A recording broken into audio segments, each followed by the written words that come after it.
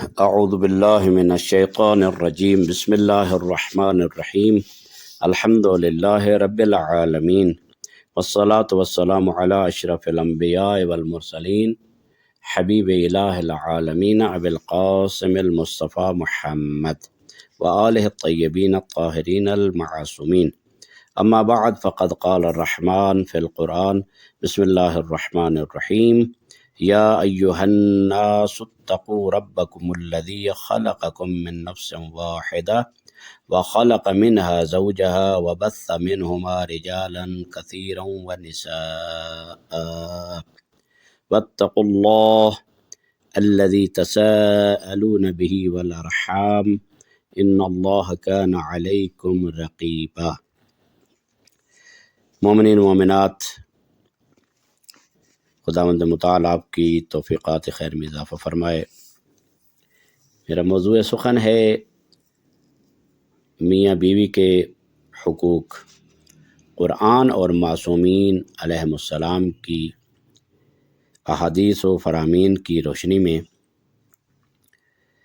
خداوند متعال قرآن مجید میں ارشاد فرماتا ہے، اے لوگو، اپنے اس پروردگار سے تقوی اختیار کرو اور اس سے ڈرو کہ جس نے تمہیں ایک ہی نفس سے پیدا کیا اور اسی نفس سے تمہارے جوڑے بنائے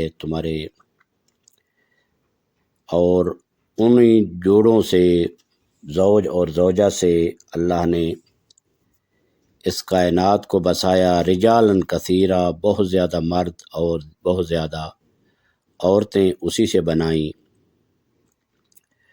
تو یہ نہایت ہی اہم ترین موضوع ہے اور اہم ترین ٹاپک ہے جس کے متعلق آپ کی خدمت میں عرض کرنا چاہتا ہوں۔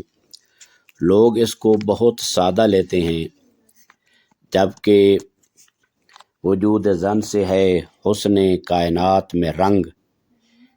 یہی عورت ہے، یہی خاتون ہے کہ جو بسا اوقات بیٹی کی شکل میں ہوتی ہے، بسا اوقات بیوی کی شکل میں ہوتی ہے اور بسا اوقات ماں اور بہن کی شکل میں ہوتی ہے۔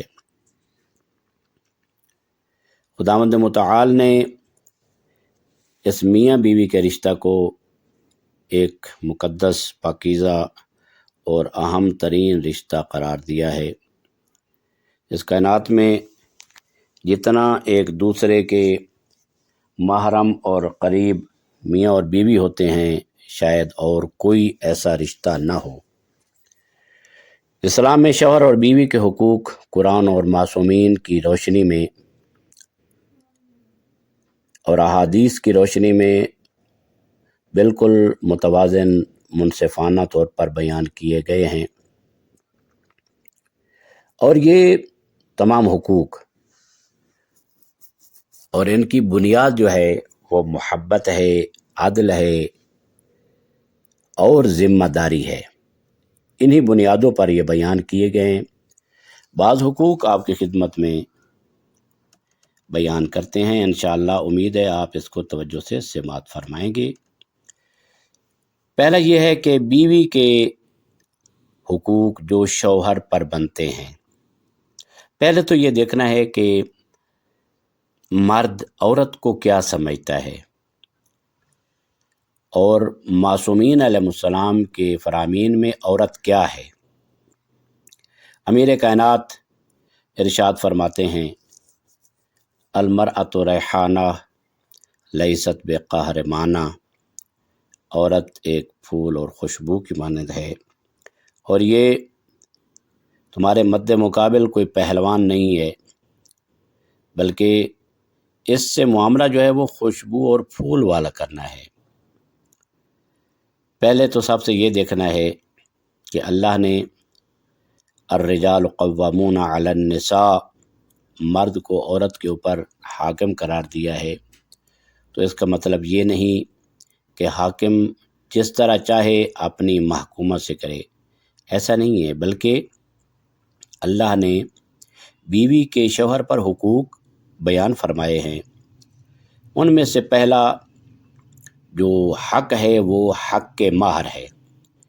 جب نکاح ہوتا ہے، شادی ہوتی ہے، تو شوہر کے اوپر حق کے مہر واجب ہو جاتا ہے جب تک دائمی عقد میں، ایک عقد موقت ہوتا ہے، ایک عقد دائمی ہوتا ہے۔ عقد دائمی میں حق کے مہر معین نہ کیا جائے تو اس وقت پھر کیا ہوتا ہے، البتہ یہ فقہی مسئلہ درمیان میں آ گیا، اگر حق کے مہر معین نہ کیا جائے تو اس کا حق اس جیسی عورتوں کا اس کے اوپر آٹومیٹک آ جاتا ہے۔ یعنی حق مہر ایسی چیز ہے کہ اگر ذکر نہ بھی کیا جائے، معین نہ بھی کیا جائے دائمی نکاح میں، تو اس جیسی عورتوں کا حق مہر آٹومیٹک مرد پر واجب ہو جاتا ہے۔ یہ حق مہر بیوی کا مالی حق ہے جو شوہر کو ادا کرنا پڑتا ہے۔ تو اس کا ثبوت کیا ہو کہ مرد سوال کر سکتا ہے کہاں سے؟ تو قرآن مجید میں بھی ہے اور حدیث میں بھی ہے۔ پیغمبر اکرم نے فرمایا اعطوا النساء صدقاتہن فریضہ، عورتوں کو ان کا حق کے مہر فرض کے طور پر ادا کر دو، یہ تمہارے اوپر فریضہ ہے۔ دوسرا حق جو ہے وہ نان و نفقہ ہے۔ شوہر پر لازم ہے، واجب ہے، وہ بیوی کی مالی ضروریات کو پورا کرے۔ ان مالی ضروریات میں واضح ہے کہ ہمارے معاشرے میں سب کو پتہ ہے کہ مالی ضروریات کیا ہوتی ہیں، جیسے رہائش ہے، کھانا ہے، لباس ہے، اور جو اس کی ضروریات زندگی ہیں اس کی لائق شان فرض ہے شوہر پر کہ وہ اس کو ادا کرے۔ حدیث امام جعفر صادق علیہ السلام ہے، نفقۃ المرأۃ علی زوجہا، یعنی عورت کا نفقہ اس کے شوہر پر واجب ہے۔ یہ تو مالی حقوق ہو گئے۔ ایک ہے، تیسری چیز ہے اچھا سلوک اور احترام۔ جس طرح مرد یہ چاہتا ہے کہ میرا احترام کیا جائے، اسی طرح عورت کا احترام بھی اللہ کی طرف سے فرض ہے۔ شوہر کو چاہیے کہ بیوی کے ساتھ محبت اور احترام سے پیش آئے۔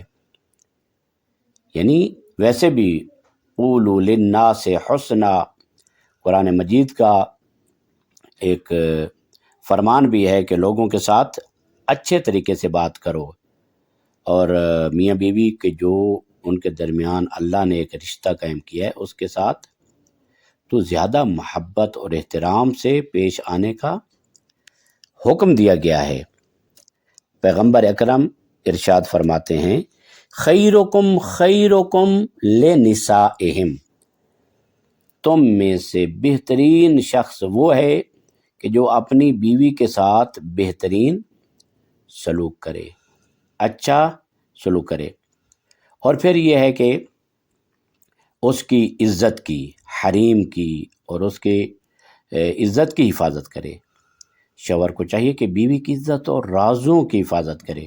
ظاہر ہے کہ میاں بیوی کے درمیان راز ہوتے ہیں، تو شوہر کو چاہیے کہ بیوی کی عزت کو خراب کرنے کی کوشش نہ کرے۔ کوئی اس سے غلطی ہو گئی، کچھ اس سے ایسی بات ہو گئی، تو یہ نہیں کہ وہ دوسروں کو بتاتا پھرے اور اپنے بہنوں بھائیوں کو اور والدین کو اور دوسرے تیسرے لفظ انسان کو ان کی غلطیاں جو ہے وہ بتاتا پھرے۔ نہیں، ایسی بات نہیں ہے، بلکہ قرآن مجید کا جو ارشاد ہے وہ یہ ہے کہ مرد عورت اور عورت مرد کا لباس ہوتے ہیں۔ ایک لباس کا مطلب کیا ہوتا ہے؟ ایک دوسرے کو ڈھانپنا، ایک دوسرے کے عیبوں کی حفاظت کرنا۔